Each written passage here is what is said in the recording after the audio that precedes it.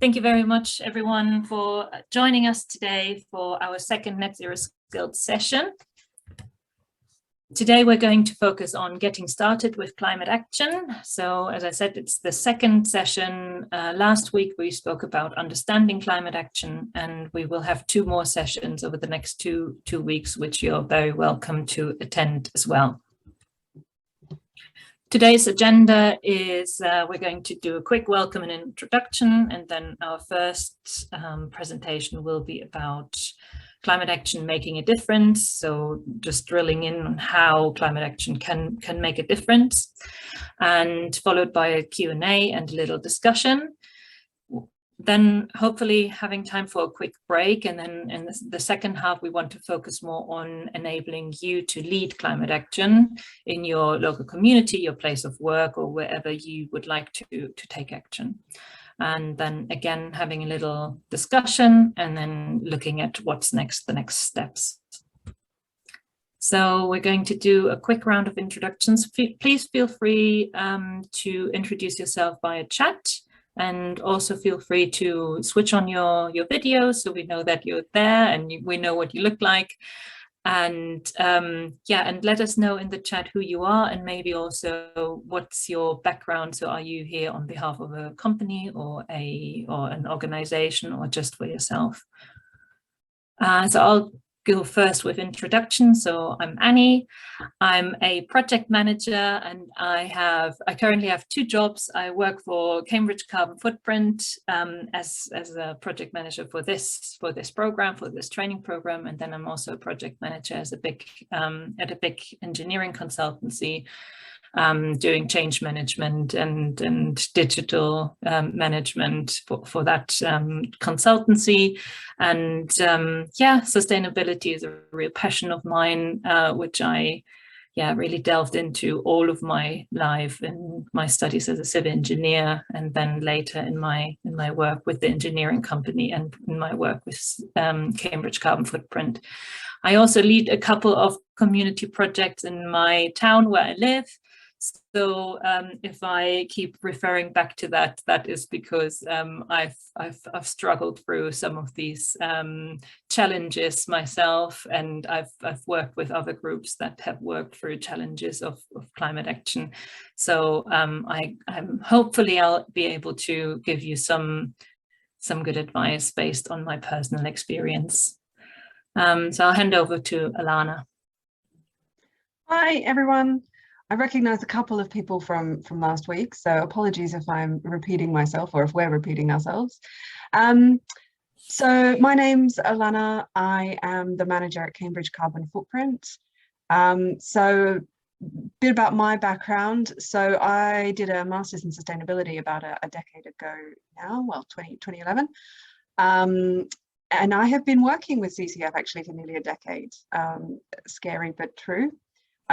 So I have been involved across all sorts of different projects, and I'll give you now maybe a little bit of an introduction to CCF, who we are as an organisation. So CCF has been going for I think over 15 years now, running a variety of different sorts of projects. We primarily focus on helping individuals to take action, whether that's in their personal lives, so reducing our own personal carbon emissions, or whether that's in the workplace or in the community. We're all about facilitating people to make meaningful changes that reduce carbon emissions. So we run all sorts of different projects. Obviously, Net Zero Now is one of our latest projects, where we are, I guess, using the skills and experience that we've built up over those 15 years and empowering other people to take action on climate change in their communities. But we also run projects like open eco homes, where homes open up that are either new built or retrofitted to be more energy efficient and more sustainable. We also loan out thermal imaging cameras as part of that project. We have also been very involved in the repair cafe communities, so helping to grow repair cafes in our region from 2 to over 25 now in our area. We've run Cambridge's first sustainable fashion festival. We have done all sorts of different things, but our focus is very much on running on activities that are very engaging very positive, and that help people to imagine how to live sustainably in a way which is actually rewarding, but also good for the environment. Yeah, so that's a little bit of a potted history of I guess, both Annie and I, and the work that we do and the work that CCF does. And I should just say, actually, before, sorry, Annie, I was about to hand back over, but I'll just say, if you find tonight's event useful, and if you would, like to support the work that CCF does, please do consider making a donation. We run almost all of our activities free of charge, but we are a small organisation in that we are just, really a handful of staff.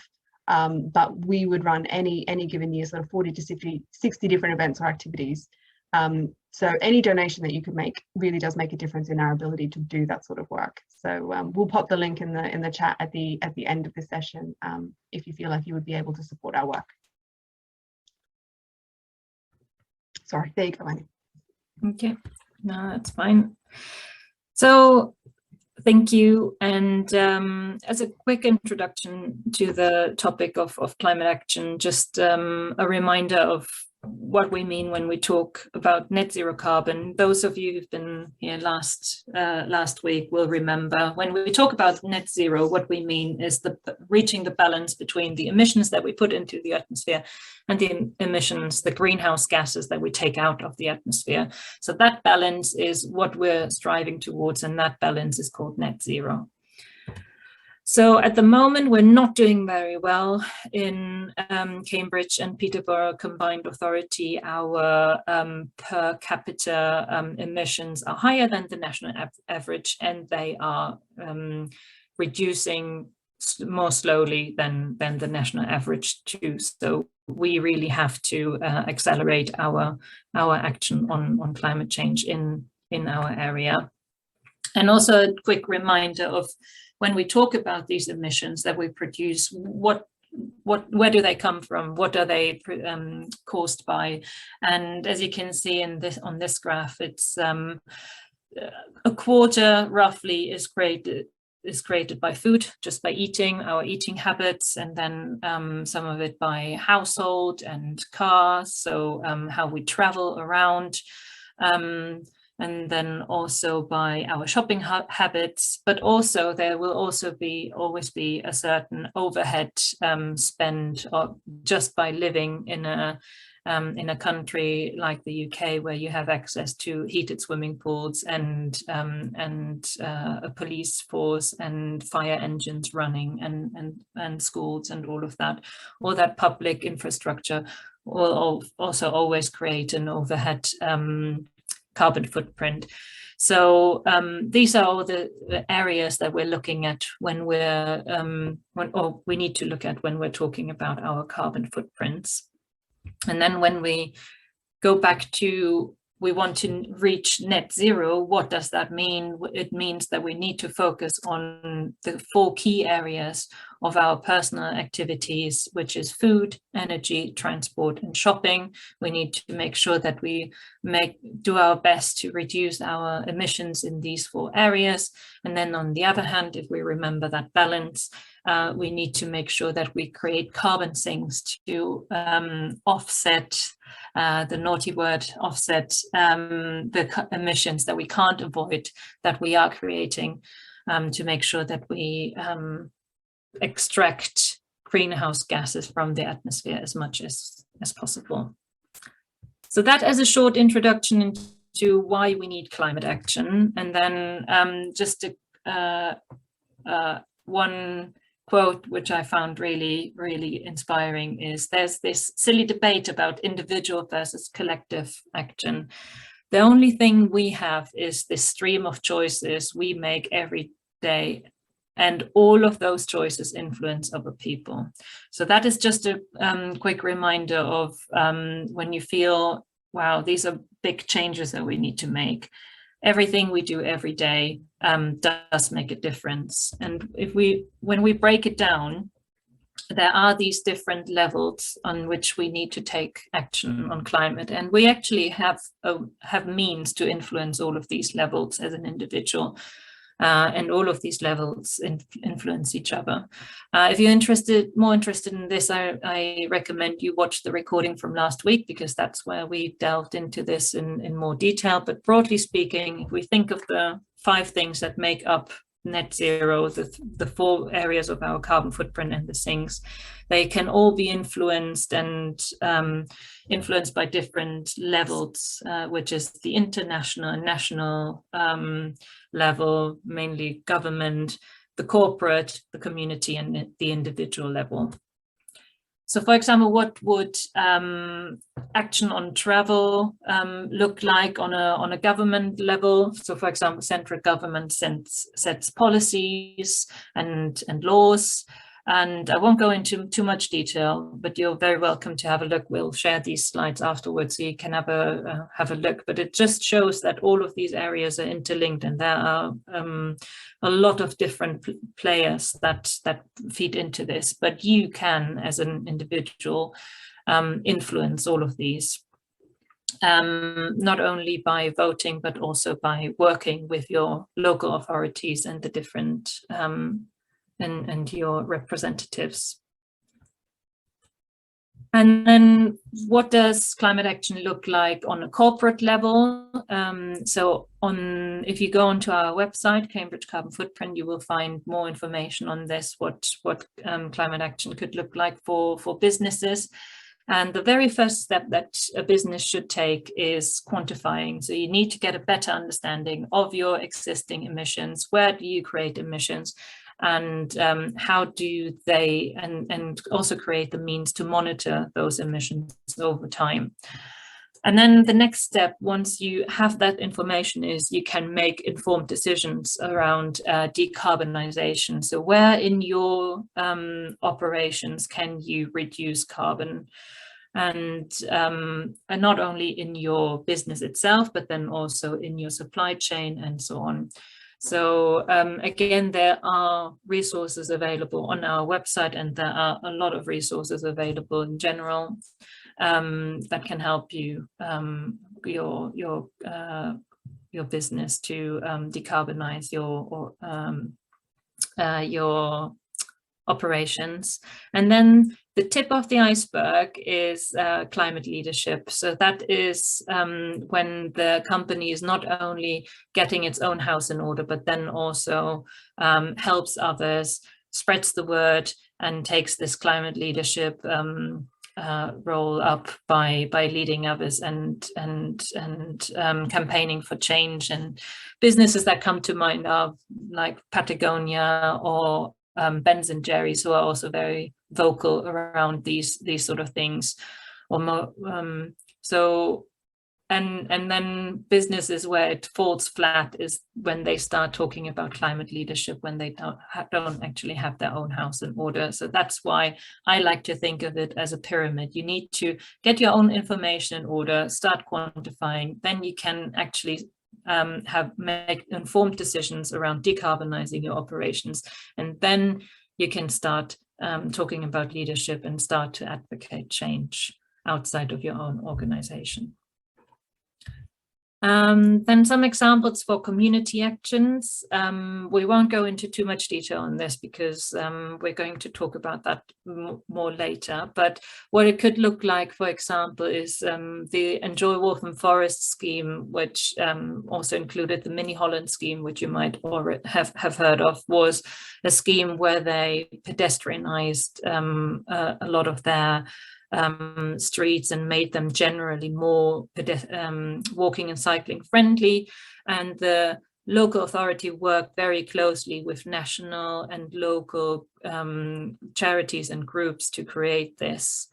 So that was a really great example of community action on a local level.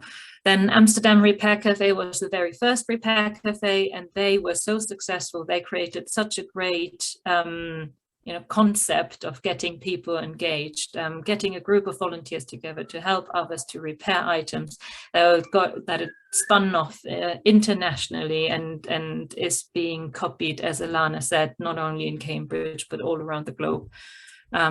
So very successful example of community action. And then there are a lot of different examples of community energy schemes around. So these projects are obviously more work intensive because you're actually creating a community-owned business to provide energy locally, but but they can be copied across the across different locations, these concepts. And then last but not least, something that you might have heard of before as well is plastic-free communities. Again, a charity, Surfers Against Sewage, working with local community groups to create change across the whole country, really. So another really good example of combining action on a bigger level and bringing it into the local context and enabling action on a local level. And then the bottom layer was the individual action. And when we think about our own individual action on climate change, what we can break it down in is we can create change in our own life. So we can make the choices. We can choose to choose to reduce emissions by eating less meat, driving our car less, taking fewer flights, and so on. All of these things that influence our carbon emissions. So we can change our own behavior, and then we can speak about it to raise awareness and to influence others and to to spread the word. And then what we also do when in a combination is we support each other. So we're positive about the change, we encourage each other, and we can make sure that others can also make the changes. So for example, one example from my personal experience on this is, for example, I use reusable nappies for my children. So that is a change that I did in my personal life. I spoke a lot about it with other people and encouraged them to do it. And then that kind of led to supporting others by, I can lend you some cloth nappies to try. I can give you some advice, and I can give you some encouragement. And so that is so my personal change is not only in influencing my shopping habit, and then with my shopping habit I the concept of your money is your ballot paper. So I'm not only choosing not to give my money to companies that produce disposable nappies, but I'm also being an advocate. I'm also being, and it sounds cheesy, but an inspiration to other people to maybe also do the same or give it a try. So our actions will make a difference, because by the pound not spent on disposables, that is a disposable less in landfill and so on. So everything we do makes a difference. It helps persuade others, because when others see you make a change, they it might just nudge them on a little bit to do the same. And it also, and I think this is a very crucial point, helps you understand the challenges and the barriers, and helps us better understand what bigger changes need to happen in order for climate action to really become successful. So by for example, cycling more, we realize what are the barriers to cycling more, and then we can influence that on a bigger level. So how do we influence others? So what is if we don't only want to take action in our own life, but we also want to encourage others to take action? And one of the very key things is you have to know your audience. So there isn't one public response to climate change. If there was, everyone would be doing the same thing. But you have to realize that different people in different community settings will react to different messages. And you might find that the people, for example, if you want to work in your company where you work, you might find that they react to different messages than the people that you're working with in your allotment, or other school parents, or so different. There's not one public that reacts the same to messages. So there are different audiences with different ways of reacting and accepting messages, and each respond then in a different way to the messages. So a rule for effective communication is know your audience. You have to know who they are, who are you talking to. So when you create comms pieces, or if you want to do an activity, if you just create a flyer, or put out an invite for an event, you have to understand who are you actually talking to. Do they actually understand the challenges of climate change, or are there any misconceptions that you might want to address when you talk about things? Are they actually aware of the risks that we face with climate change? And this is a really important one, the underlying values, attitudes, and emotions, because that is a real gateway to getting people engaged in climate action.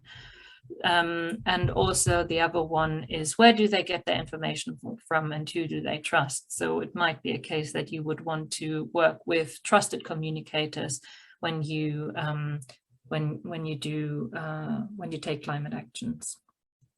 So who is the typical British audience? It can be segmented into different types, stereotypes, but I won't go into too much detail. If you're interested in this, please come back next week, because we're going to focus on communication then. But just to give you a glimpse, there are different types, and you would address these different segments of the audience in different ways. But what research has found is that everyone, basically all of these different segments of the typical British audience is concerned about climate change. And most people blame the big polluters for causing climate change. And they are interested in holding big polluters to account, and they want the government to step up and be responsible. Also, nearly everyone identifies with certain values and ideas, such as protecting future generations, and promoting health, and preserving the countryside, and stop the throwaway culture. There might be different angles to this, and there might be different focuses in different segments of the society onto this, but these are basically 4 themes that everyone can get behind. So when you're thinking about your climate action and how you want to engage the people around you, these might be themes that you want to tap into. And also another timely one is most people agree that the pandemic was an opportunity for us to change. I mean, I'll leave it up to you to decide whether or not we've made best use of that opportunity, or whether there's still a chance to make more of the recovery process. But that was something that people were across the board really interested in seeing when we come out of the pandemic. They were interested for us to come out into a healthier, greener society. So what I've just showed you, what came out of the Britain Talks climate report that was published in 2020. I really recommend that report. And again, we're going to talk more about this next week, and you will also be able to find it in our recommended reading list. And the other thing that they point out is, or what they had a look at, was what sort of behavior changes were people in different settings perceptive to. So for example, when you compare the rural setting, so around Cambridge, the rural area of South Cambridgeshire, for example, how do they compare to the more urban setting, for example, in Cambridge, in the city itself? And And surprisingly, there were some changes or some differences, for example, with walking and cycling. So if you try to promote walking and cycling in a rural setting, you can expect to be less successful than in an urban setting, for example. But then when it comes to things like recycling, they are equally very interested in that sort of topic. So it's just something to keep in mind that, you know, when you push for change or talk to people about climate action, you might find that you can be more successful in some settings than in others. So thinking back of what we looked at earlier about our individual behavior and our individual choices around the changes we make in our everyday life and how we speak about these changes and how we support each other, that is also how you can think about influencing others. So, for example, you can enable people to make changes. So when you try to influence or create behavior change in another person, one of the best things you can do is to enable them to actually make those changes. So enable the family to cycle to school and not take the car, and enable the person to repair rather than throw away. The other thing is to speak to them, explain the reasons why it's important. Why is it important not to throw the item away, but try to repair it? Explain why you know, cycling might be more beneficial than driving. And last but not least, support each other by affirming them. So, so similar to what I said earlier about the cloth nappies, what we found really beneficial was that we talked to each other. We just we affirmed each other that it is actually the right thing to do, even if you had, you know, if you struggled a bit with the washing or if you had leaks or something, just to have someone there to talk to and to affirm that it was the right thing to do. That can really help with change, with creating that behavior change. And you can really see the importance of this when it's not there. So that's, for example, what we found with what you find, for example, staying with the family example, what people found during the pandemic when things like breastfeeding support groups or other support groups couldn't happen, is that people really start to struggle and drop off.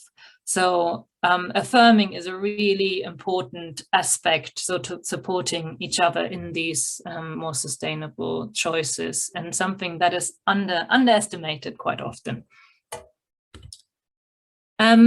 And then so the next thing that I wanted to go through with you is something, when you talk about behavior change, you can't not talk about theory of change. And it sometimes, and it does sound a bit fancier than it is really, because what it just means, theory of change, is that you think about your action. So what you're trying to do, what is the output of that action, and what is the outcome? So it's just really putting your thinking around your action and what you're trying to achieve into a framework. So what does that look like? Oh, and sorry, and all of this underpinned by some insight. So it's not just guesswork, but so what we talked about earlier about understanding your audience, understanding your settings, understanding what drives them. All of these insights can help you to frame and create your theory of change. So on the example of repair cafes, which we mentioned earlier. So for example, the action is that we offer a repair service. The outcome is that we get items repaired. And the output is that so and so many items are repaired during that repair cafe. And the outcome is that these items are diverted from waste. Another action can be that we provide information about waste during those repair cafes. and the attendees read and discuss this information. So for example, you have 20 people attending your repair cafe, and all of them have received this information and progressed it. So that's the output, 20 people having been informed. And the outcome is that their raised awareness might result in a shift in their shopping habits. And another example for theory of change for Repair Cafe could be that you offer cake and to volunteers and attendees, or you just, you create a pleasant atmosphere. You make it so that people can talk to each other and feel welcomed. You create a pleasant atmosphere. And the outcome is that participants are feeling valued and included, and they want to come back, and they feel they had a really nice time and feel part of your community. Oh, I don't know. Sorry, starting again. Oh yeah. So all of these three can be 3 layers of the theory of change of your Repair Cafe, and you can go on and create these over and over again. And what you can also do is you can link these to the things that I've mentioned earlier around enabling people to make change. So offering the repairs is actually enabling people to repair their items, which they otherwise might not have been able to. The providing the information is all around explaining. You're telling people the background information they need to make this change. And by creating the pleasant atmosphere and making it a socially inclusive event, you're affirming that they've done the right choice and they are doing the right thing by repairing and being part of the solution rather than the problem. Any questions so far before we go into the discussion? Feel free to unmute or put in the chat.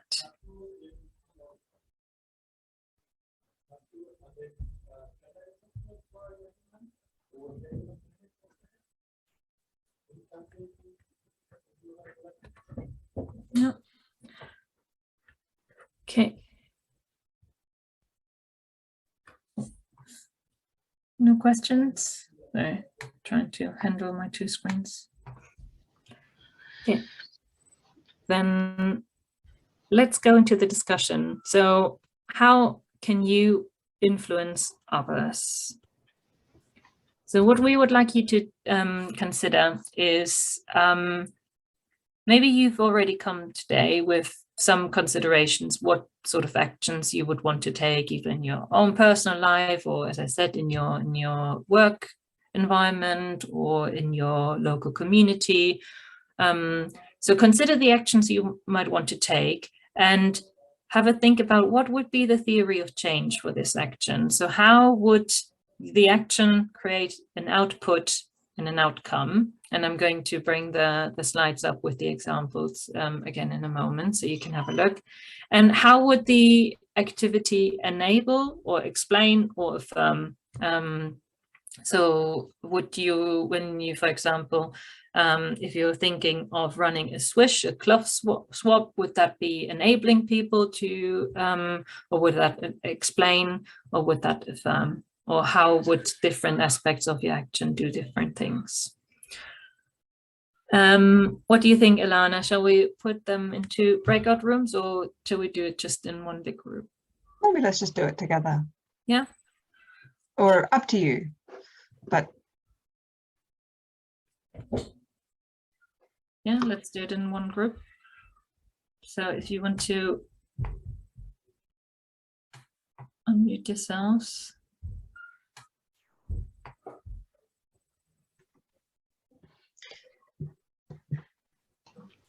So does anyone have a particular activity that they have been thinking of running, or something that just excites them in general?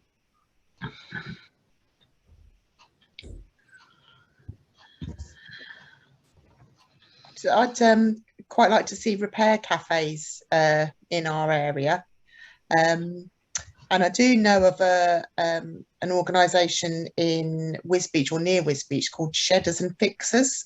So I think that's I think it started off as a more of a social group, sort of men in sheds type social group, but I think it's expanded now, and they have sort of craft groups going there as well.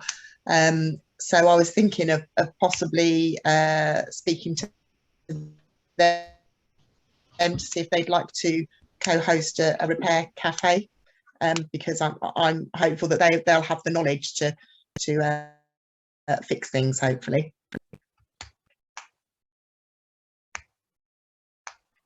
They sound like a great organisation. I'm busy Googling them because I've not heard of them before.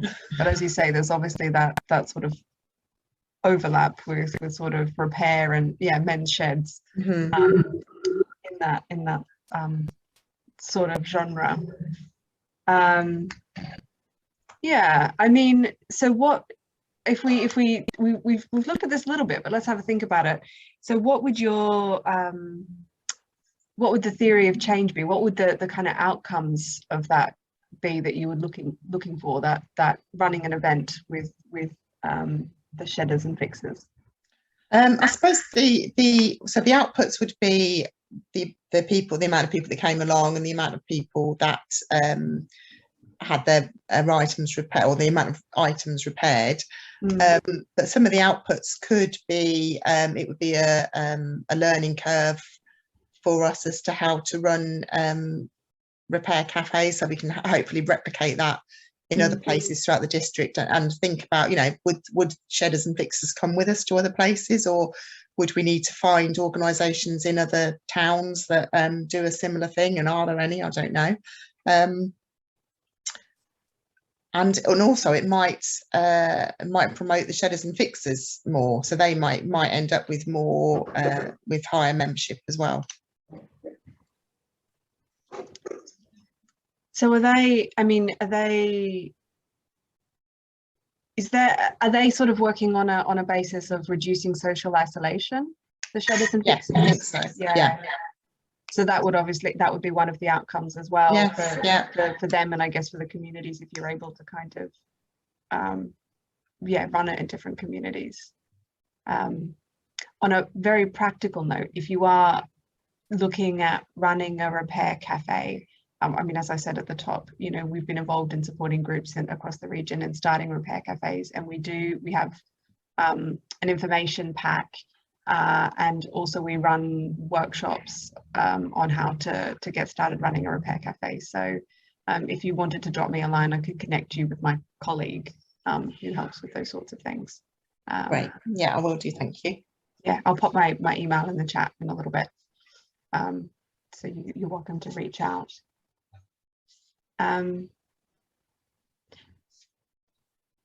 Does anyone have another event or activity that they're particularly passionate and sort of interested in, or just something that they're curious about maybe? Can I say something? My name's Amber. Yeah, please. Hi. Yeah. I think I've been very interested in the work around active hope. I don't know if you're familiar with the work of Joanna Macy, the work that reconnects. And I'm just starting in the next week or so as training as a facilitator. And I just think that, there are so many practical ways to approach the subjects that you're raising tonight. But a fundamental issue is the fear, the anxiety, even maybe the depression that people are experiencing about the enormity of the task. So I would really like to get this training under my belt and facilitate some groups in different communities to help re-empower people who are feeling quite hopeless at the moment. I mean, yes. I don't know about anyone else, but that definitely strikes a chord. It seems like there's a real need for that at the moment. Yes, I agree. Yeah. And particularly, it's like young people are really, I remember when I was young and there was a risk of a war in the Falklands, and I remember the depression that precipitated me into, and the fear of a nuclear war. you know, quite a few decades ago now. And I'm just wondering the state of mind, you know, of the young people in our societies at the moment. I mean, yeah, but wow. I mean, the statistics say that you know, mental health is in a pretty bad state across the board, but particularly for young people. Yes. And Yes. I mean, looking at the reaction to what's going on in Ukraine at the moment, yeah, I mean, I think that's definitely going to worsen that state, without a doubt. Yeah. So, I mean, maybe to dig into what you were saying about, you know, these workshops that you're training to be able to run. Yes. What would you be hoping to achieve with them? What would your theory of change be, do you think? Thinking about the outcomes and the outputs. That's a very good question. I think these sorts of workshops would definitely build a sense of community and people with kindred values and shared anxieties, shared love of the planet, really. So there's a sense of community that it could build, but also, obviously I haven't started the training yet, but I've looked into it a lot and read about it. One of the outcomes is to try to encourage people to find what their individual gift is and go forward with that. So it sounds, you know, very much like it would be around enabling and empowering people. Yes, absolutely. Yes. To kind of take action, but you know, not I guess in a quite a different way to what this workshop is doing, but nonetheless kind of enabling and empowering. Yeah, absolutely. Very different, but somehow moving in the same direction. Yeah. Because the thing is that when people lose hope, they demotivate, they lose any sense of a positive impact that they could have. So it's about really encouraging people to find that power within them again. And even, you know, it might even be like they may think it's a really small thing that they could do, but who knows what the repercussions of, as you are very well aware, of what the repercussions of even small actions. Yeah. I'm kind of coming back to that framework that Annie was talking about earlier, you know, talking about enabling, explaining and affirming, you know, that obviously that workshop is enabling. And I guess it's, you know, one of the things that it is maybe doing is one of the things that I think about under that kind of enabling category is, you know, thinking about what people's barriers are. And so, you know, this workshop that we're running here, for example, is, you know, is helping to overcome a kind of skills barrier where maybe people don't have the kind of skills or the knowledge to kind of get on and do something. But a workshop like that is overcoming a different type of barrier, which is that, I mean, in some senses, maybe just that existential angst that comes with, you know, thinking about, you know, all of the awful things that are going on, or, you know, not feeling like one is part of a kind of community, or, you know, barriers perhaps less tangible or more internal, maybe, than other ones. Yeah, but I mean, you know, that I think that is an actual, you know, I'm thinking I've had another email this week about a different project that is working on a very similar thing, and I think it's because it is so timely that there is so much concern about this, that you know, it does need work. Well, good luck with your workshop. You'll have to let us know when you're running it, when you're brilliant. Thank you, Alana. I definitely will. Thank you.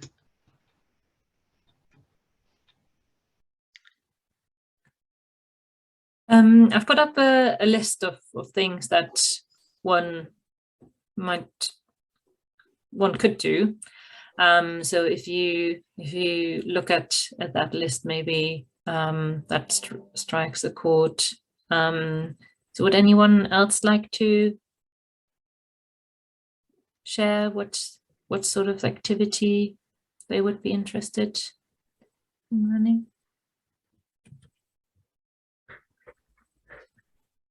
Can I just ask about another one if nobody else wants to jump in? Oh, sorry, Bridget, did you want to go? Yeah. Yeah, I wanted to say something. Yeah, I was inspired last week. When Anna was Anna was on the talk, and I found this walking bus, cycling bus, a really that really hit a button with me. I think that's a good idea. Probably reducing the cars coming to and from school. So, and motivating people to get more children to get on the foot and on the bike, and maybe starting them off on a bike and active journey rather than a car, and helping each other, the parents probably, with getting to school as well. So yeah, I'm thinking of ways how to get that moving. Yeah, you've already mentioned some of the outputs would be pretty much would be straightforward, wouldn't it? How many kids can you transport by foot rather than car? So that's a pretty tangible output there. And then yes, and then you've already touched upon the outcomes, which I like that you think about the sharing the school run, which I think is as a German as well. That is something that is very common in Germany, is to share the school run, which is surprisingly uncommon in the UK. So that is something.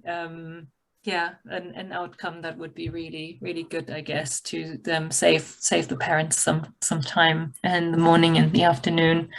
And then obviously reducing emissions and congestion, and any other outcomes that you can see. So if you, for example, if you prepared a little talk for your school in order to promote this, what would the other outcomes be that you would put in? The obvious one, everyone stays healthier, right? we stay safer in front of school, because that's a point everyone's concerned about. So many cars, and we have had few car accidents as well, where cars get hit, but it's like the worst thing is that a child gets hit because they walk behind the cars and stuff, trying to cross the road to the playground. So yeah, safety, health, and less congestion in the area for everyone else trying to get to work, or another one. Sorry. There you go. I was just going to say, another one that taps into health is air quality. Out the front of the school. I mean, that ties in with reducing congestion, and then all of the kind of social benefits. There's the kind of community stuff around that as well. I mean, maybe a slightly tangential one, but thinking, and he touched on this earlier, is the kind of social norms around walking instead of driving. It's quite a visible activity on the streets. That might be interesting. Promoting change for others, yeah. I think it's a great one to start, to kick off in your local school. Amber, I've just picked up your question around what's a human library. Well, there is actually one coming up in Cambridge. Alana, can you try to find the link? Well, yeah. So it is basically an event where people can ask other people questions. So there are experts or perceived experts in their field. They're ready to be asked questions and ready to answer questions.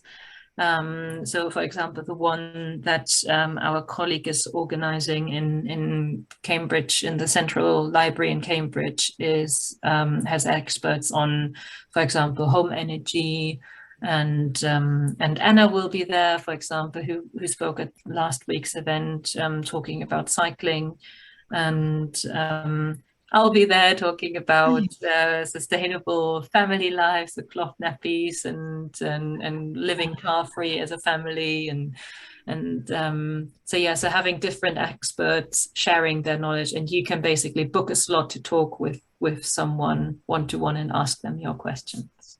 That's brilliant. Thank you for explaining that. Amazing.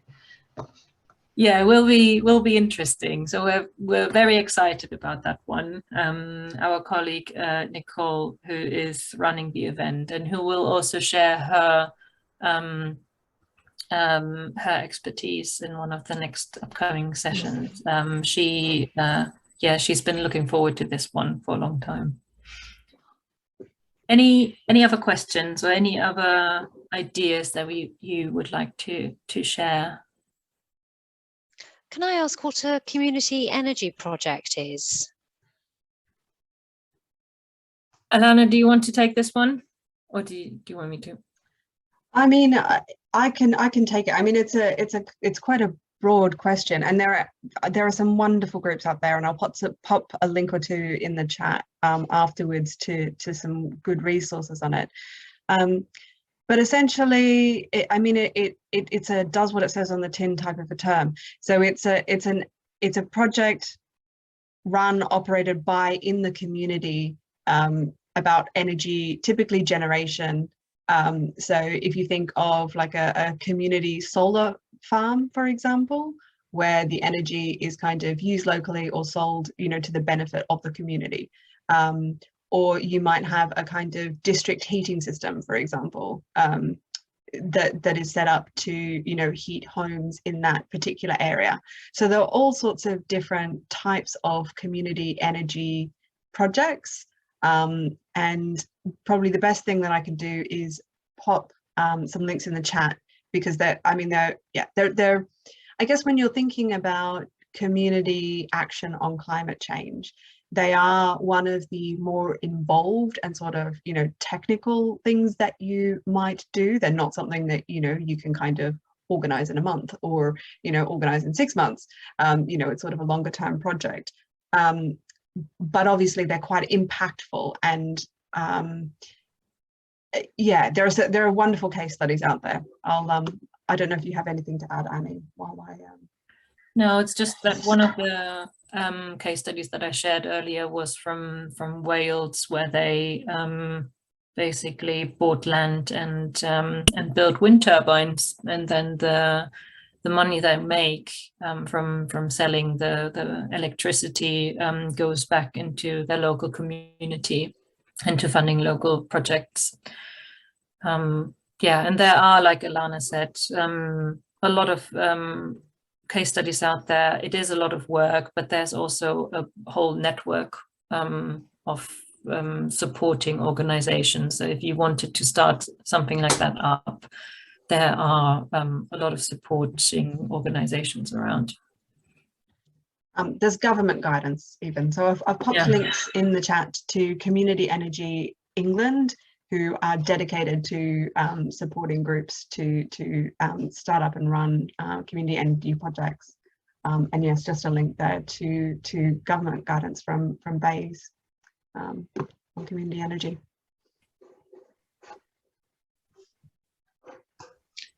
Could I just ask quickly about the Library of Things?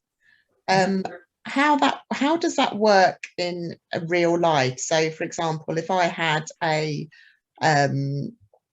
cordless drill or something, and I lent it out through this Library of Things to somebody else, and it ended up getting broken with them, what happens then? So there are different concepts of libraries and of things. So there is this sharing platform that you're describing, where you still own your drill, but you lent it out to other people. So if there are insurance policies around to cover that sort of thing. All right. So that's one way to organize it. But then another way to organize it, which is actually just being set up in our neighboring town in Letchworth, is I'm in Hitchin, so my neighboring town in Letchworth.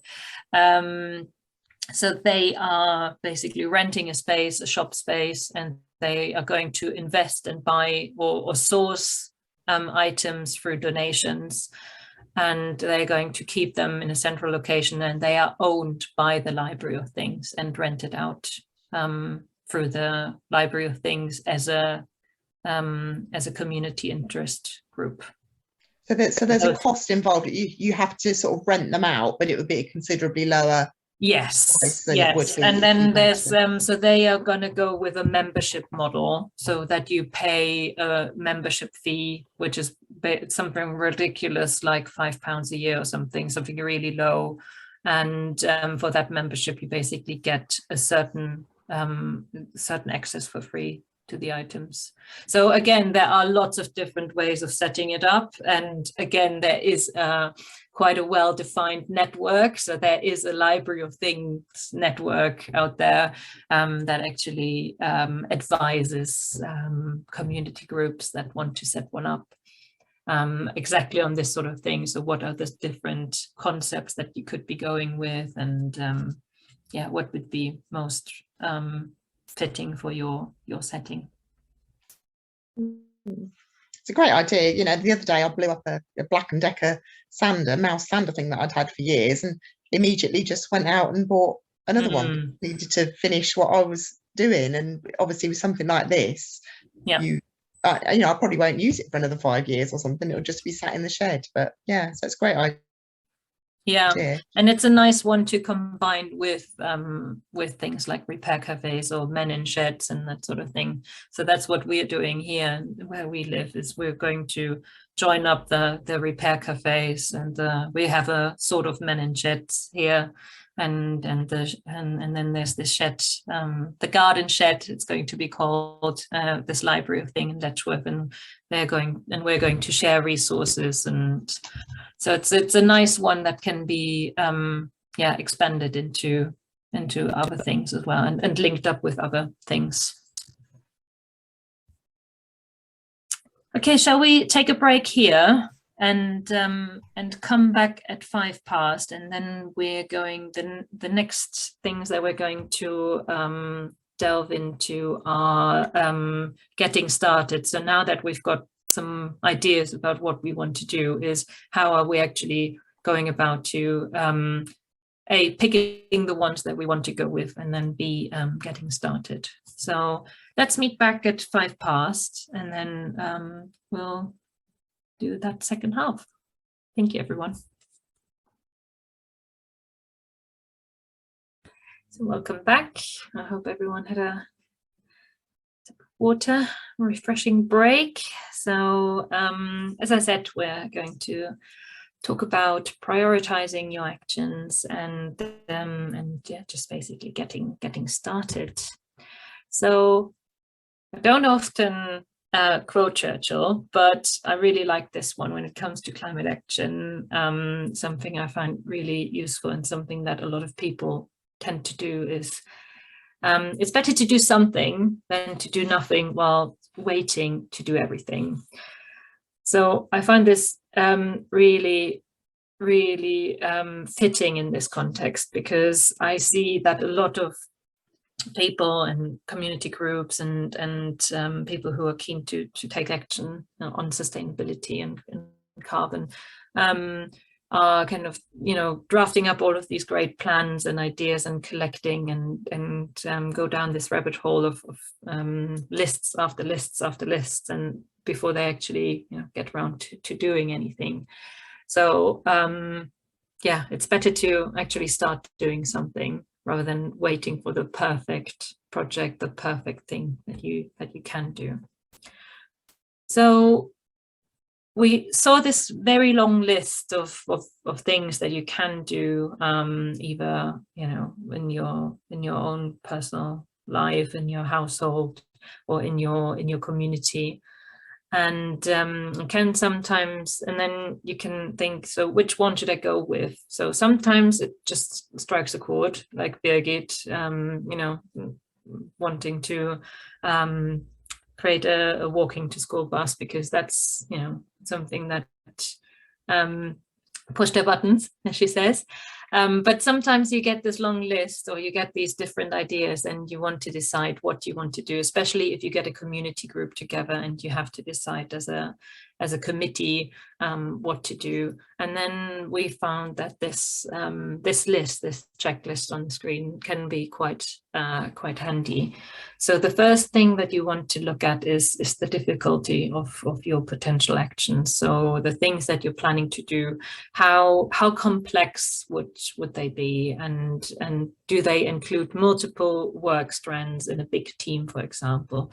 So that example earlier about the community energy scheme, that is a really complex project that will require expertise, certain expertise, and a lot of time of the people in your community. So that can make it rather difficult. And then also, can you see any big blockers to this initiative? So for example, if Birgit found that there was this huge street cutting across most people's way to school, maybe that would be a blocker from people sending their kids on foot. So maybe that blocker needs to be removed first by engaging, a lollipop lady or something. So can you see any blockers that will make your initiative more difficult? And how long would it take to set up? So as I said earlier, or what Lana said earlier, the community energy group or project might take a couple of years to set up, whilst a walking bus could potentially be arranged in a couple of weeks. And then the second area that you want to look at is, what is the external support for your activity, for your initiative? Is there already any external support available, for example, from national or local organizations? So for example, that example that I showed earlier around the Mini Holland scheme, in Waltham Forest. So that had the support from national organizations. Or if you try to create a plastic-free community in your village, you can use the national charity with Surfers Against Sewage. So you can rely on national organizations to support your local action. Or maybe there's something already locally going on. So for example, if you are in South Cambridgeshire, you might be eligible to funding from South Cambs, or can get other support from the local council, or dip into organizations like ourselves, like Cambridge Carbon Footprint, for support. So have a look at whether there's a support network already available for your activity, or whether the thing that you're trying to do is so new and so niche that you can't find anything. I can tell you that most of the things that we had on our list, there will be resources and there will be help available. It might just be a matter of finding them. And the last thing that you want to look at is the impact. So how impactful will this activity be? Does this initiative match your community's largest area of carbon emissions? So when we had to look at the carbon emissions earlier around our personal carbon footprints, does your initiative match that? So for example, if you know that your local community creates a lot of carbon because they use cars, that might be an area that you want to specifically look at to reduce car journeys. Or would this initiative reduce emissions directly or indirectly? So it might be that the initiative itself does not reduce carbon. So for example, a repair cafe might not in itself create, or a swish might not in itself reduce too much carbon, but the behavior change aspect and the knowledge and skill sharing, that might have a much bigger indirect impact. or if you're running an information campaign, or like going back to the walking school bus, you influencing those families and those children might actually reduce emissions in the long run, because they are less likely to use the car in the future. And are there any co-benefits? So we've already mentioned earlier the social benefits of certain initiatives like repair cafes or library of things and that sort of thing. So are there any social impacts, any social benefits, or any other environmental? So not only reducing carbon, but also maybe, for example, saving water or saving waste or other environmental, or the other way around. Will things that you do to save carbon actually have a bad impact on social? So that could be that, for example, if you're suggesting to remove accessible parking, for example, in your neighborhood, that might be something that has a negative social impact. So you have to, think about the trade-off of the impacts there. Or is it that you could slightly reshape your initiative to be more inclusive and make sure that there are no negative social or environmental outcomes? And how many people would you reach, and how likely are they? How likely is it that your initiative will actually make an impact in their everyday life? So, for example, people might come along to your repair cafe and get an item repaired, but then they will still go out and shop, cheap and unsustainable, like they've like before. So you might not have made a difference in the explain aspect of the behavior change. But for example, you might, or with other things, like, for example, if you do, for example, something around home energy, what Ilana mentioned earlier, the thermal imaging cameras that we have, for example, they can help people understand where their houses would need improvement. You can only get a very small number of people on these sessions, and you might only talk to a handful of people. But if these people then go away and actually refurbish their houses and substantially reduce their carbon footprints in the home energy fraction, then that would be quite a good impact. So having a look at how difficult is your action, what sort of support is out there to make it happen, and what are the impacts? And we did, for example, last year, a little exercise with our participants in our training that we got them to actually quantify some of these things and rate their suggested actions. So, for example, if you're working with other people and you want to talk about these things, it can help to just put numbers and grades next to each of these questions, just to give you a bit of a quantity to talk about, some numbers to talk with. And once you have decided what you want to do, you want to plan your action and start kicking off your action and leading your action. And this is a very basic overview of what action planning would look like. You have an idea, and from that idea you develop the scope.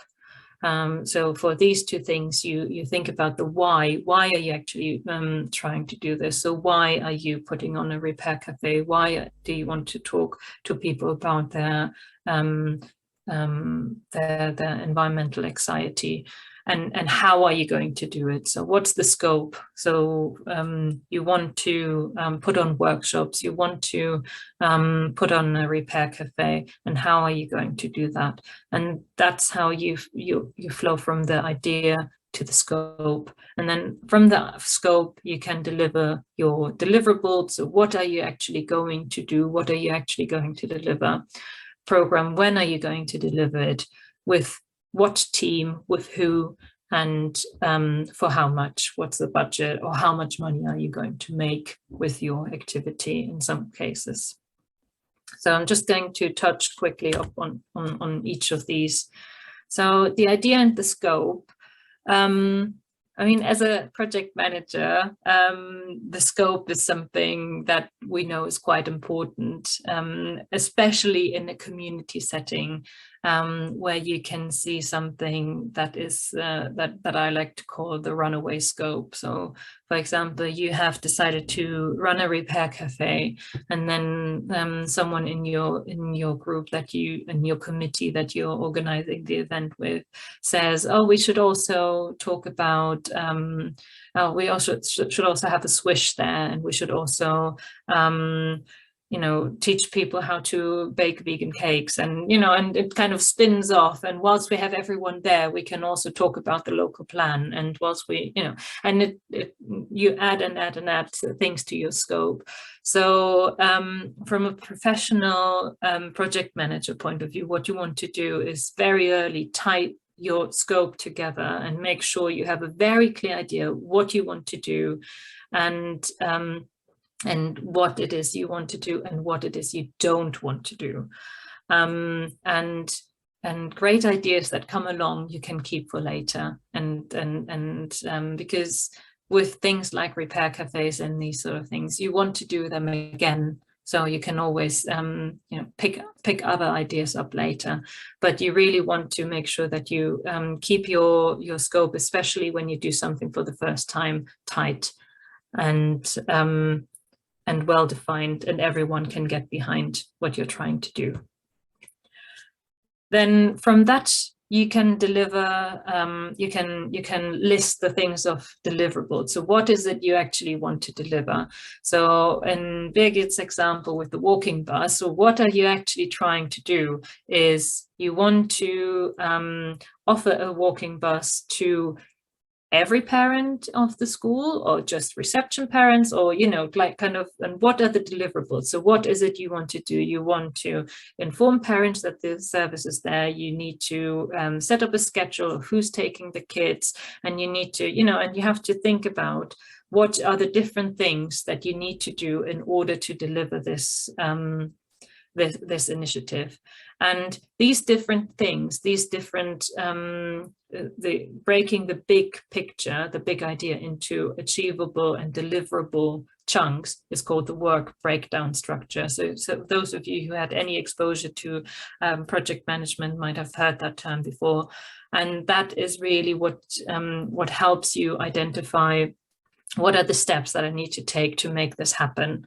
And the very basic example of a holiday is what every one of us might do in a to-do list or in our heads, is we break the holiday up into deliverables and into work breakdown chunks, work packages. So we have to think of our documents, and these are the documents that we have to make sure we've got in time, and these are the bookings that you need to make in time, and that is, and you're basically doing and you can basically do the same thing for a community project or an event, or, you know, anything that you any action that you're trying to push forward and lead. Next thing is the program. So when are you going to do all of these things? So now that you've got a really good understanding of what the different things are that you need to deliver, you can put them into a program. So I need to do this first. Obviously, I will have to get the passport first before I can book my flights, because the flights are going to need the passport. You know, that like, or you need to talk to interested parents about the walking bus first before you can put together a schedule for who takes the kids when. Or you need to check with the venue that you can actually hold a repair cafe there before you can advertise the event. So, you know, some things will come absolutely naturally, and some things might need a bit more thinking. But once you have this, have a clear overview of what the steps are that you need to take, you can put them in an order, and then you can put them into a program. So it can feel much to create a program in, for example, in a Gantt chart format, but it can, especially if you work as a team, really help to organize your thoughts. And again, most of it can come quite logically, and it can help you just to see them on a piece of paper or on a screen, to see how long it will take you to achieve what you're trying to achieve. So creating a program can be a very helpful tool. And then the budget. So now that you know what you need to do and roughly when you need to do it, you can also think about, so what would that cost? So sorry, Birgit, I'm really picking on your walking bus. But for example, for the walking bus, would you like to print anything? Is there anything that you need to get for organizing that? Is there, are there any investments that you need to make? And you can, once you get a really good idea of what the steps are that you need to take, you can also extract what are the costs associated with this. Or for the repair cafe, do you need to rent your location? And that's a cost. Do you want to spend anything on advertising it? Do you need to rent any equipment? Do you need to pay for transport? That sort of thing. So those costs, it's really helpful to just keep them in a spreadsheet. I know a lot of people hate spreadsheets with a passion, but as soon as your project or your initiative becomes a bit more than just talking to people, a spreadsheet with budget, especially if you start spending money, a spreadsheet is a must, I'm afraid. Find someone who likes them. There are people out there who like spreadsheets, and work with them to manage your spreadsheets for you. And it can be really easy, just, what are the sort of things that we're trying to do? How much will we be spending on these things? And then are we also expecting any money to come back? And this becomes especially important if you're actually asking anyone for money. So if you are with your initiative going to people like the council, for example, in South Cambridgeshire, to the zero carbon community funds, if you're asking people for money, they will want to see a breakdown of what you're trying to do and what you're expecting to spend money on. And then you might also want to show that you are expecting to make money. So especially if you need to report to someone, a spreadsheet is an absolute must. And then you can also use graphical tools like pie charts to just keep on top of what you're spending your money on. And last but not least, this is the team. So who is actually delivering all of this work? Again, whilst looking through or whilst working through the different things that need to be done, you can already start to think about who can deliver what. Who do you know? So who does Birgit know who would be interested in working on this with her? So maybe there's another parent in her circle who always walks to school and is always ranting about the car. So she should get them involved early and make sure that she's got them on board. And maybe she's got this other friend, parent friend who is good with graphic design, so they might be able to help create a flyer.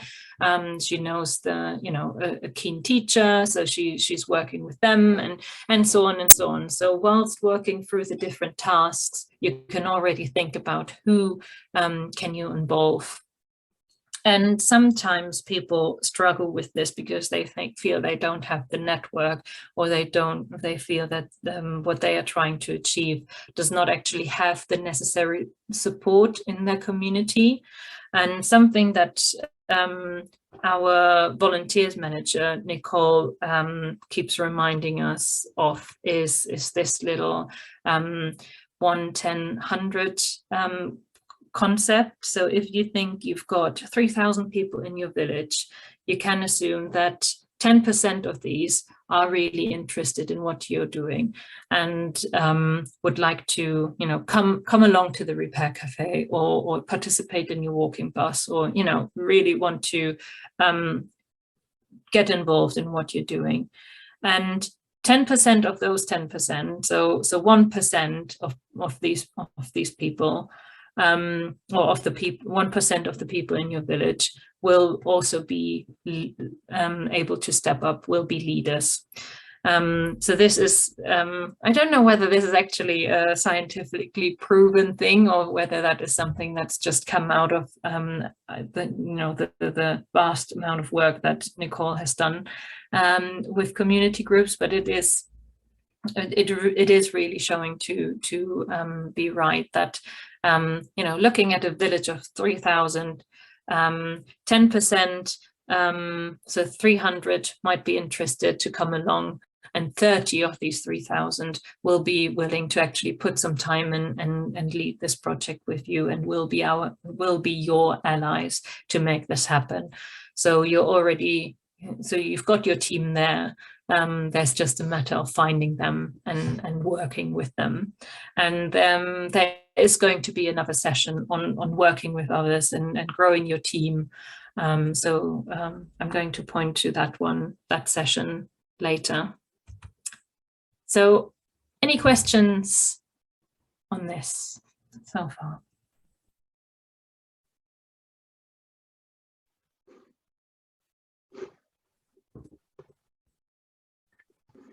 Feel free to unmute.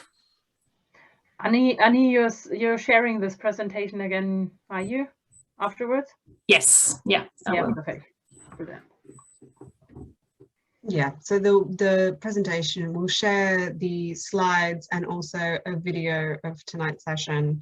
We will aim to get that out in the next day or so. And so that will come out via an email to everyone who has booked. And they'll be up on our website, along with the resources from last session. And I will just say that if you're not already booked onto the next 2 upcoming sessions, I really do recommend them. As good as this session and the last session have been, I think the next ones will be really empowering. Just because we ran this or a similar course last year, there were some of the sessions that people got most out of. How to actually sort of engage other people to work on it. The session with Nicole that Annie keeps talking about. And then, how you actually sort of communicate effectively. They're quite interesting topics, and we've got some good colleagues we've roped in to kind of help on those. I really do recommend them.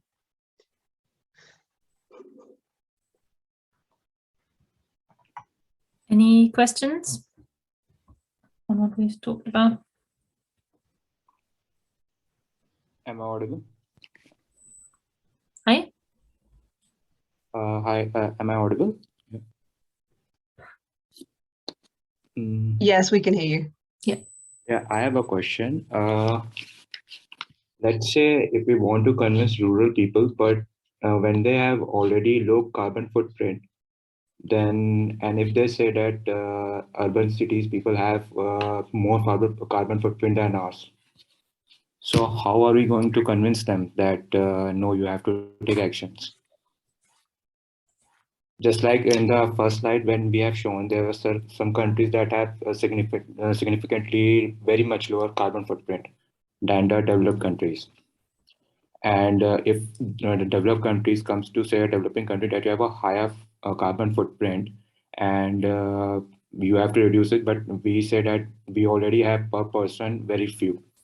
So likewise, if we transfer that case to the rural and urban areas, so how are we going to justify that with a reason?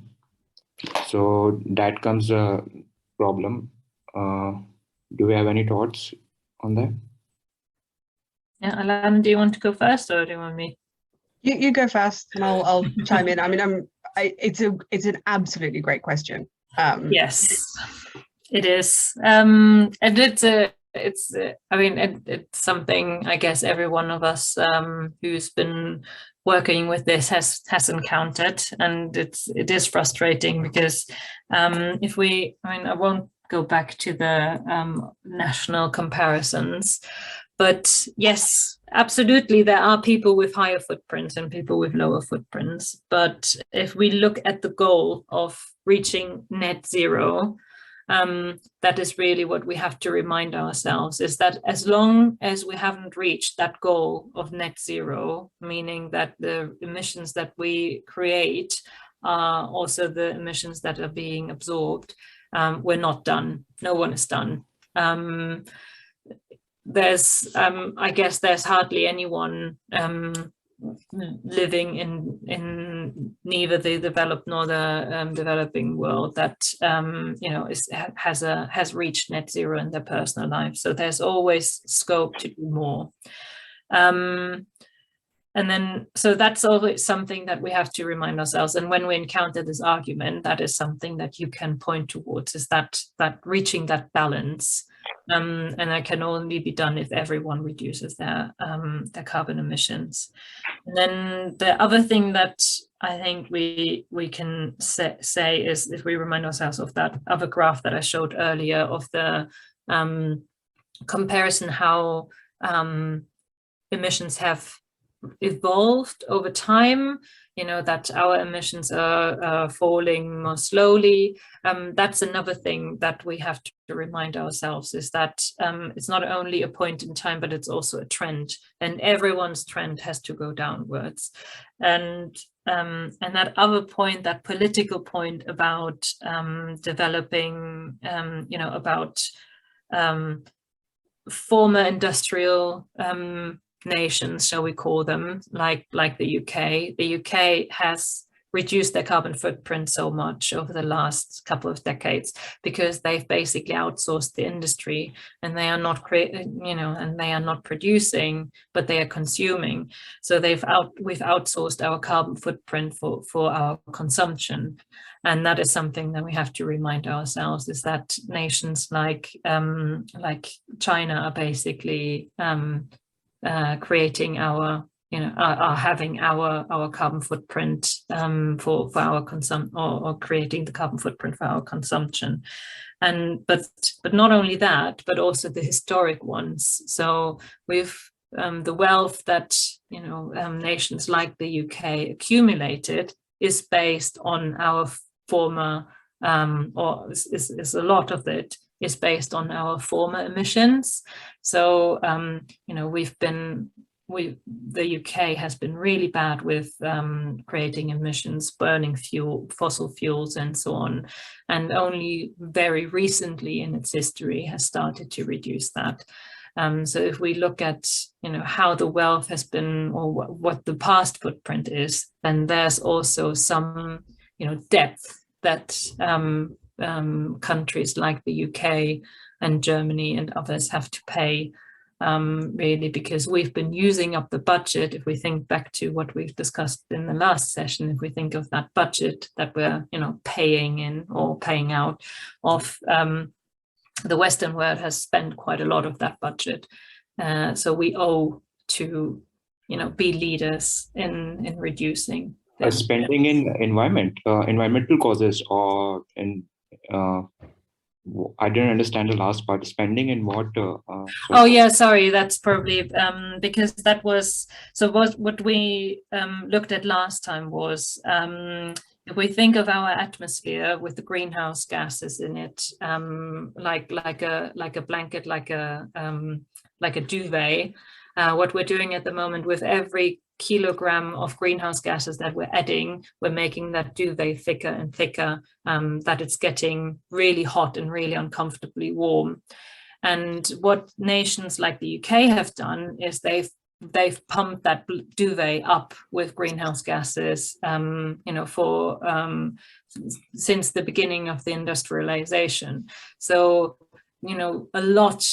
a huge percentage of that, of the greenhouse gases that are already in the atmosphere have been pumped in, have been created by nations like the UK and Germany. No, I get that point. I understand that if UK 100 years before knew that industrial revolution would bring about such a problem, they wouldn't have done it. That was a pun, but Yeah, no, I'm not sure they. I think let's not go down that one, because I think yeah. there's a bit. Yeah, I mean, there were papers about, you know, when did we start hearing about this, and when should we have taken action? I think there's a whole other, you know, aspect around that. But what I meant with the budget was that if you think about how much you know, carbon we are allowed to spend, or how much, you know, we can put into the atmosphere, you can think of that as a budget. So how much are we allowed to spend? How much CO2 are we as a world, as a, you know, as an international community allowed to spend? And we have almost reached the end of this budget. So everyone needs to reduce their spending and starts to, you know, extract emissions. So and that was a concept that we've introduced in the last session, is thinking about it as a budget, how much, and if you think about it as a budget, is you can also look at how much of this budget has been spent by who. And yeah, but again, so to come back to your original point, to what to say to people is, well, who has created, you know, who has already spent a lot of the budget? That is one of the things. So pointing at other big players is, you can also look at their history. So, you know, who's got a big history of playing. And the other thing that I would point to is the end goal. The end goal is to get to net zero, get to that balance. And in order to get to that balance, everyone, no matter whether their footprints are big or small at this moment in time, needs to reduce them.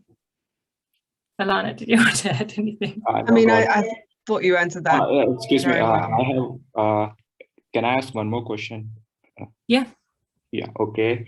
So I've been turning my head around this question for a few days, but let's say that there wasn't any alarming situation for environmental impact like this. Let's say the earth was going as it was going. In the past, if we see, there was the occasion when the temperature has risen, and it is going to rise in the future also if the pollution wasn't the case. Exactly. No, we have just speeded up the process by causing pollutions, right? And generating other things. So yeah, Am I right? No. I'm not sure I completely understand the question. So there were many ice ages. From ice ages, then there was the ice melted because of the global warming, and then there was second ice age. There weren't any humans then back then, and then but there was the warming of the planet, and the warming of the planet going to be continued if there wasn't any human intervention. But what we have done, we had speeded up the process. So if we look by that angle, so all we have to do is just make that speed natural, so that instead of going about the temperature rising taking place in 2000 years, it might take in 10,000 years. So all we have to focus is on just making it natural, just let it flow like that, what the nature mother things it do. So not sure what you mean by making it natural. So but what's right is making it natural is saying that we don't have to take all the burden on ourselves. That no, we are responsible for that. We are, but we have to say that what the thing is that when we say like that global warming is happening and the temperature rising, we blame everything, tsunami to everything, to all the governments, which is okay. But what happens is we don't look into the real issue, what's happening. The real issue is environmental dumping of the wasteland and the pollution in the cities, which causing zero visibilities and lung inflammation. We are human beings, we must be selfish to our causes.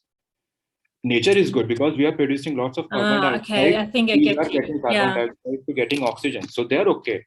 If we see into the ocean, there are lots of algae and phytoplanktons are growing up because of the carbon dioxide absorption in the oceans. So it is good for the trees, but not for us. So we have to look for in our way, and that's what I'm thinking. So we have to funnel down to some key point. That's what I was looking for, that what we should do to ourselves to make it that much happen. I mean, I didn't get any concrete answer to that. I think that might be a good one for our communicating climate change session, where we drill down into a bit more detail around what are motivators for change and that sort of thing. So I think that question might be answered in that session. Understood. Yeah, thank you. Any other questions?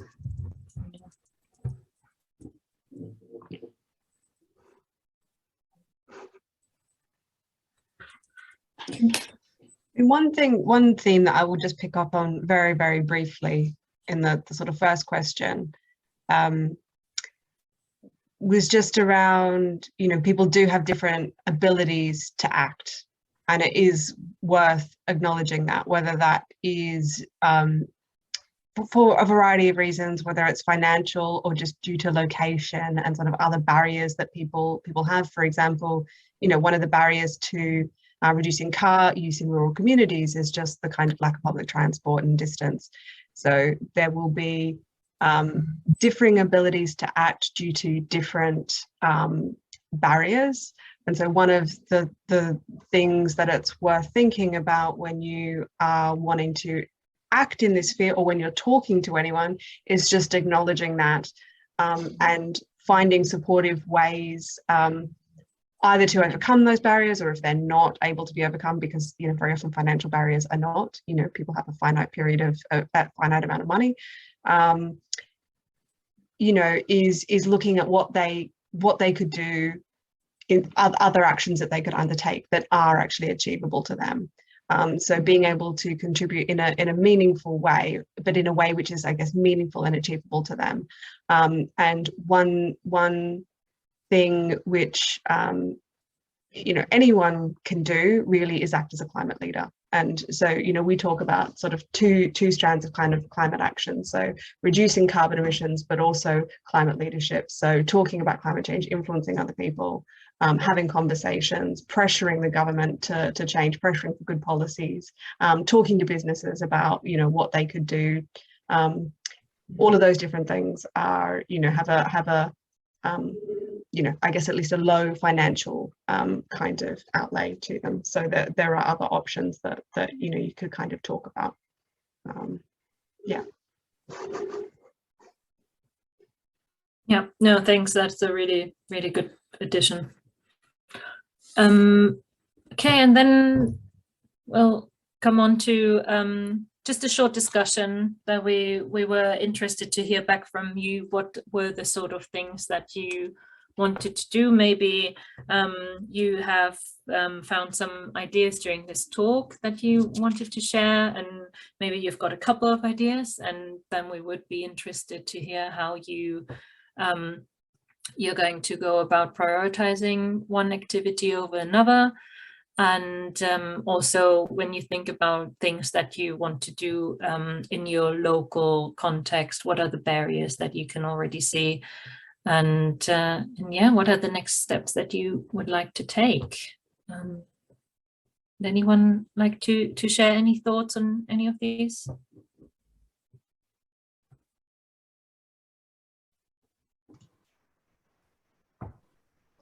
I think the most difficult thing is to get started, right? To take that first step.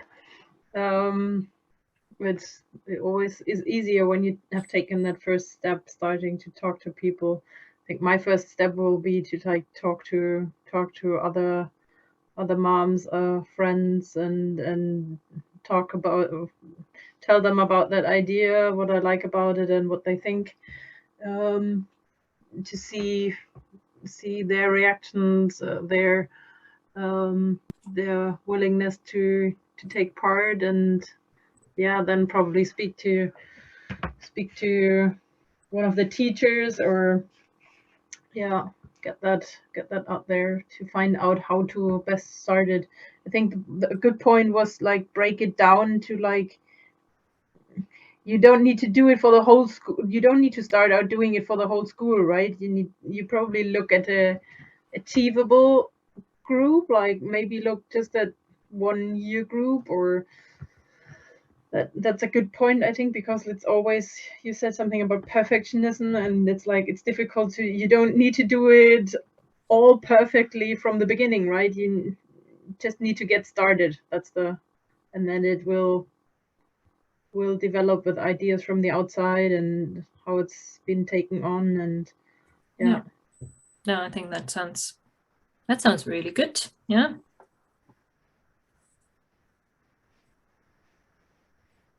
Thank you. Thank you. Anyone else?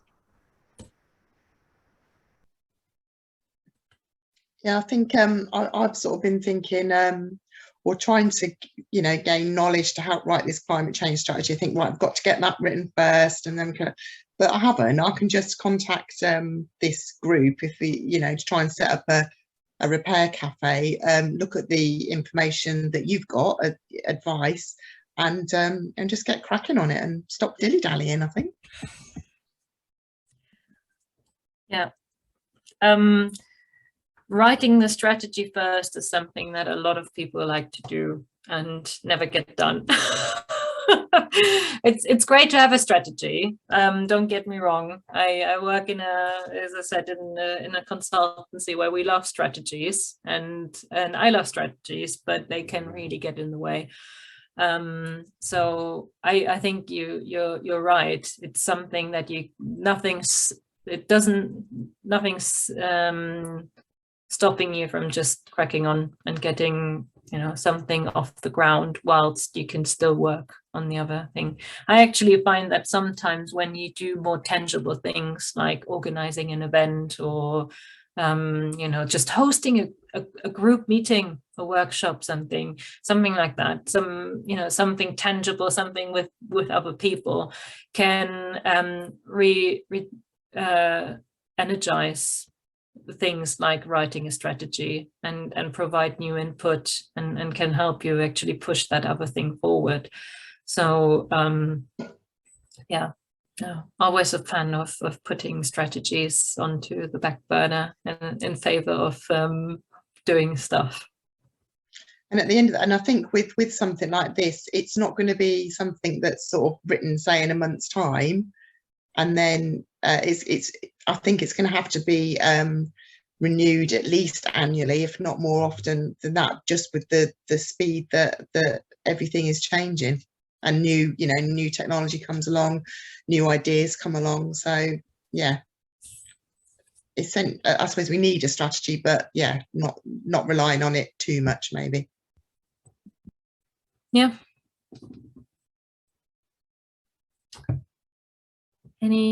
Thank you for that. Anyone else like to share?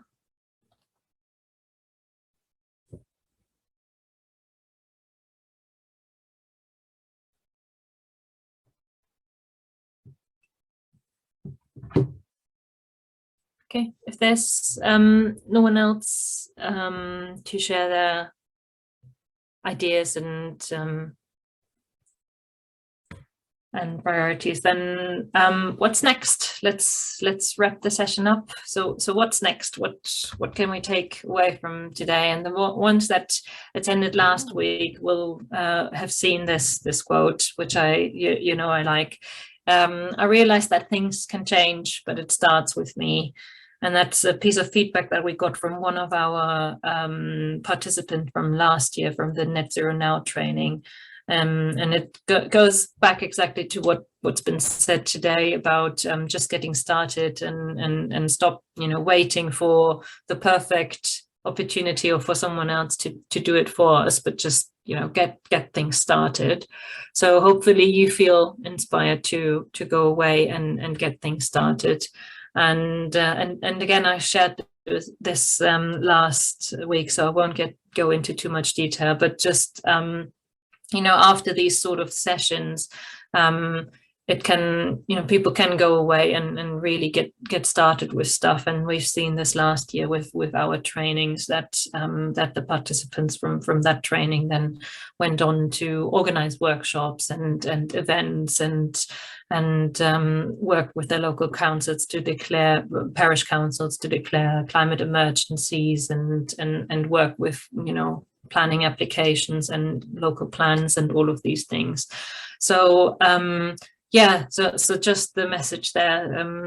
There are very, very many different ways to go about this, and hopefully you can go and get involved in your local neighborhood, the business you work in, or your group, a club that you're part of, and just start getting stuff organized. And mentioned a couple of times during today's session, there will be 2 more over the next 2 weeks to really help you get started in your local community. So this is really focusing on leading groups, working in groups, or working on a project together. So next week is going to be working together, so working with a group, working with volunteers, how to get people involved and how to keep people involved. So Nicole, who's been mentioned a couple of times today, she'll be coming and sharing some insights into that, and also how to set up and run really engaging events. And then the week after, another former CCF person will come, Jasmine, who knows more about communications, so how to talk about climate change and how to talk about climate action so that people will listen and want to get involved. So hopefully you can, you're all signed up to these sessions, and you'll come back and join us for those. And as always, I'd appreciate it if you put in the, if you could take 5 minutes at the end of this course to give us some feedback. I'm going to put the link in the chat now. So if you could take just 1 or 2 minutes now to fill that in, that would be highly appreciated. Just tell us how you got on and how useful you find this. And yeah, thank you very much.